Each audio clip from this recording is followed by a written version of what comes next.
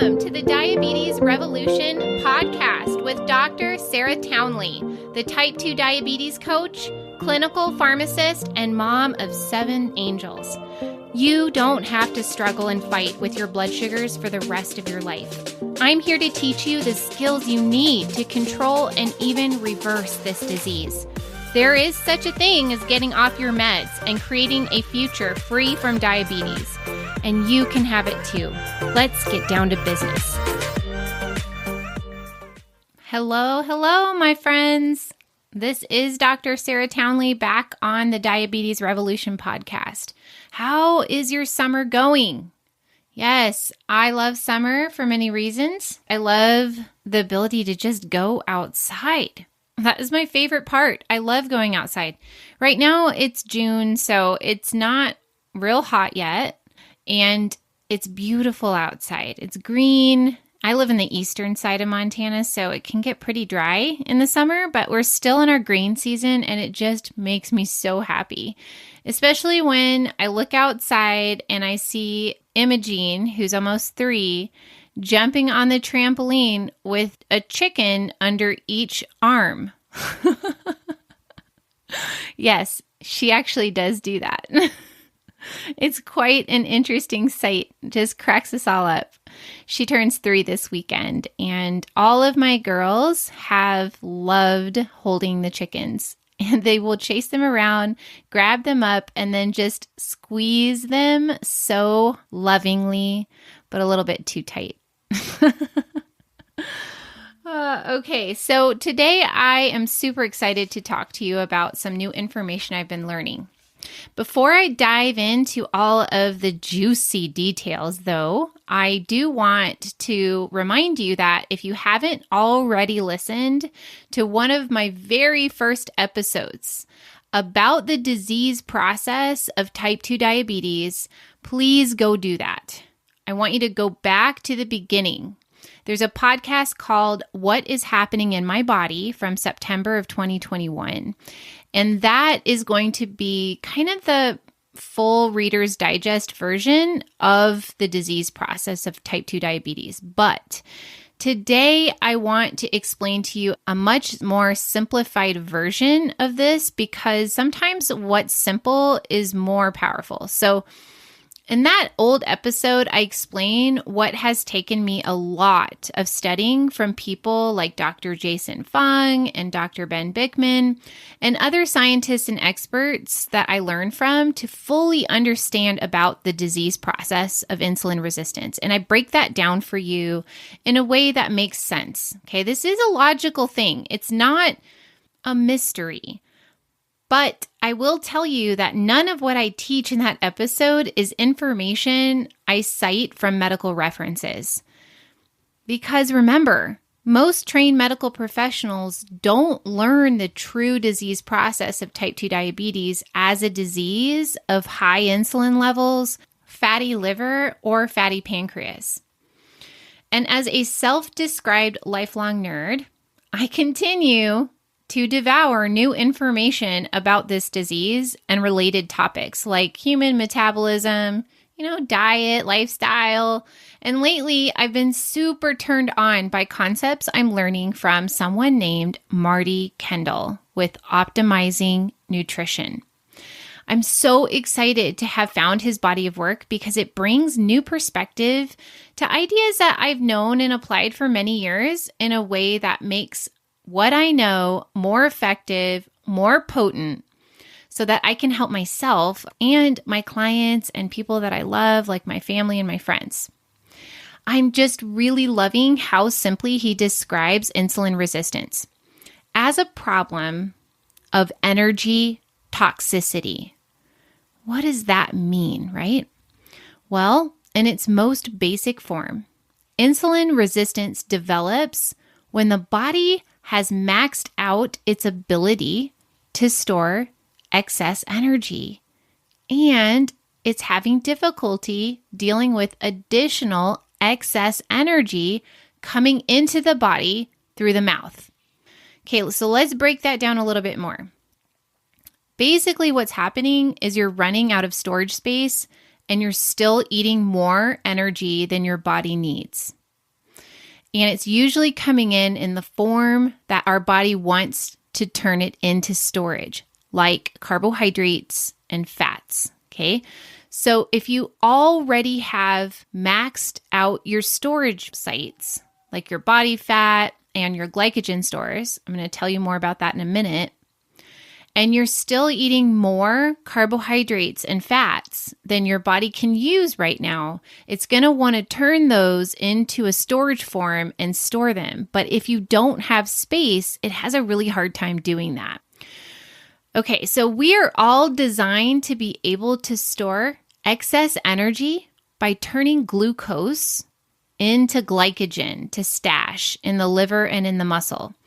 And this is for like our short-term supply when we're not eating, like when we're going to sleep or in between meals. And we're designed to store excess dietary carbs and fat as body fat for long-term supply, like when there's no food or not enough food for long periods of time. Think about how we evolved when we had seasons of the year where there wasn't a lot of food around, like winter. We needed to subsist on our long-term body fat stores to survive.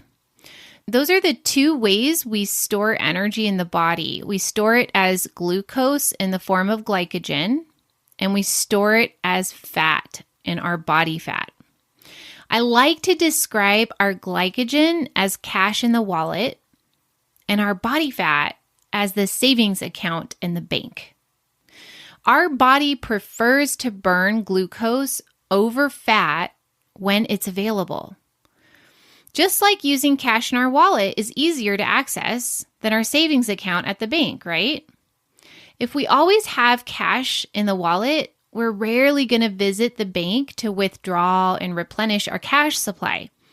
So if the body has ready access to glucose or its, stored form, which is glycogen, it won't want to tap into its long-term fat supply for energy. This is what happens to most people living in food-rich countries. The body's always running off glucose and repleting glycogen stores at mealtime. So because of this, most people are slowly storing fat and rarely get the opportunity to use or burn stored fat. And that is why it's common to gain a few pounds or, 10 pounds a year. And then over time, like 10 to 20 years, you're putting on or accumulating a substantial amount of weight. So as you're living off of glucose and glycogen stores and accumulating your fat stores, your body eventually can reach its max capacity for stored body fat. So this max capacity is called your personal fat threshold, and it's determined mostly by your genetic programming. Some people can store hundreds of pounds of body fat, and some people can't. And why is that? That's always been so interesting to me. Well, it's mostly to do with our genes, which control how many fat cells your body will allow you to create. Okay, so let's go back to this concept of energy toxicity. So Marty explains in his teachings, and by the way, he has a new book that just came out that I'm totally devouring. It's called Big Fat Keto Lies, and I can link to it in the show notes. He explains that you have two fuel tanks in your blood. You have a glucose fuel tank and you have a blood fat fuel tank, right? Because we can burn both for energy. So both of those are in our blood. And it's so fascinating to me that in the entire body's blood supply, you can only hold about 5 grams of sugar or about a teaspoon. It makes me think about like a can of Mountain Dew that has like 55 grams of sugar in it, or like a grande Starbucks caramel frappuccino has about 54 grams of sugar in it. Like your entire blood supply can only hold 5 grams. So then I'm like, where the heck else is that 50 grams of sugar going to go? And think of this, where is it going to go if both your sugar stores, your glycogen, and your fat stores are maxed out? Now, are you getting the picture of what energy toxicity is? I actually think this example is perfect for illustrating how we are not designed for this modern standard American diet. So, what's going on for a person who has insulin resistance is that they have run out of space to store energy, and they are still over consuming energy. They're eating or drinking more energy than their body can burn in real time. So, it spills over into the bloodstream as high blood sugar and high blood fats, like triglycerides and your cholesterol. What's so beautiful about conceptualizing insulin resistance as energy toxicity is that the solution appears quite simple as well. And we can learn something really, really helpful with this model. Okay, so Marty explains that we need to stop refilling both fuel tanks so that we can access stored energy and burn it off. So how do we do that? Well, we're going to be reducing both our carb and our fat intake while focusing on nutrient-dense foods. These are going to be rich in proteins and micronutrients like vitamins and minerals. Okay, they're whole foods that God and nature made for us to consume. So we're still going to be eating real food. I find it interesting that we rarely encounter foods in nature that have both carbohydrate and fat together, right? So nuts, olives, avocados, they're rich in fat, but they have pretty low carbohydrate content. And then when you look at starchy veggies, grains, fruits, they're really rich in carbohydrate, but pretty low in fat. So where we're getting into trouble is with food rich in both carbs and fats, like very energy-dense food combos, which is unnatural and apparently very pleasurable in foods that we tend to way overeat, like pizza, ice cream, French fries, right? All that stuff. With these, it's easy to eat way more energy than we require. Plus, they refill both fuel tanks, and it takes a long time to burn that off. If we were to focus on eating more protein and fresh vegetables and keep our carbs low and our fat intake moderate, we could burn down our blood glucose and fats in our blood so that we can access stored energy while staying satiated and providing plenty of nutrients. It makes a lot of sense. So let's look at that a little more closely so you can actually go do this if you want to apply this. So we're eating protein-rich foods like chicken, fish, pork, beef, and seafood. Also, if you can tolerate it, dairy like cottage cheese and Greek yogurt. And we're letting go of excess fat, like handfuls of nuts, spoonfuls of peanut butter, extra cream, heaping piles of cheese and guacamole, all those things that I definitely was overeating until I read this book. Okay, I realized I was eating way more fat than I needed, and this was necessitating longer fasts for me. We're still sparing on carbs and definitely no refined carbohydrate. Okay, so we're not having sugar and flour, and then we're sparing on starchy vegetables or grains or beans. And we're providing plenty of deliciously prepared vegetables in fresh salads. We're eating veggies roasted or air fried in delicious seasonings, and however else you like to enjoy them, like riced cauliflower or mashed with butter. These are all still really important for us to keep in our diet because they're so rich in micronutrients like vitamins and minerals. We're still eating when we're hungry and stopping when we're satisfied, and we're still avoiding snacking. So that is in a nutshell what it looks like to eat this way so that you don't refill both your fuel tanks at mealtime, and that allows you to access your stored energy faster. And this lets you deplete your storage so that you are not energy toxic. This was quite powerful for me to apply. Not only did it cause me to drop a lot of weight quickly, even as I'm closing in to the last 10 pounds of body fat, but it gave me logic and rationale to choose easily to let go of fat, okay? When you understand why something works, it brings purpose to your decisions and it helps you avoid feeling restricted and deprived. Right? I'm choosing right now to burn my body fat instead of eating this whole avocado, for example. And I believe in simplicity. And this way of understanding diabetes as an energy toxicity disease is as simple as it gets. Now, it's not the whole story. So again, please go back and listen to that first podcast episode called What is Happening in My Body that I mentioned earlier. But this construct is so simple to understand that it helps inform what to do about it. And that can lead to some pretty powerful action. Now, we like to think that we are logical beings, right? As long as we know the reason why, that we understand and we can do something about it.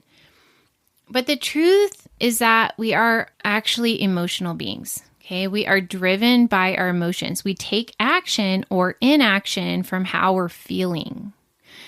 And so even though we like to think we're logical, we're not going to consistently do something that we don't feel good about. And so if you're a person who can hear this and it makes sense to you and you would love to apply that, but then when you go to do it, you're consistently feeling resistance to it, like you don't want to, or you have a really strong emotional attachment to some other foods that aren't going to help you reach your goals. You find yourself cheating on your diet and then feeling really discouraged and beating yourself up for that. That's super normal. Most of my clients have some degree of that. And I actually have many clients, like even this week, someone hired me specifically for help with that because they feel so out of control and powerless around their dietary habits. Even though they understand what to do, they're still having a really hard time getting themselves to do it consistently enough to make progress or to reach their goals. And so if that sounds like you, then you need more support. And that is what I do in my coaching practice. If that sounds like something you want to explore, please go to my website, sarahtownley.com, and fill out the application to work with me. And we can get together on a free consult and talk about what that would look like. I am so grateful that I got to explain this to you. I hope you go out and use it. And I'm not kidding you guys. You can see some pretty rapid, dramatic results if you are consistent. So that's my gift to you today. And I will see you on the next podcast.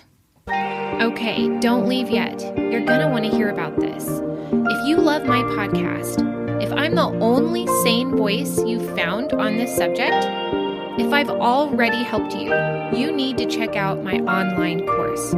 It's a start to finish, step-by-step video course that teaches you all the tools you need to know to beat this disease. You can find it on my website, sarahtownley.com, along with lots of other free tools that will make taking care of your diabetes so much easier. So get over there right now. See you there.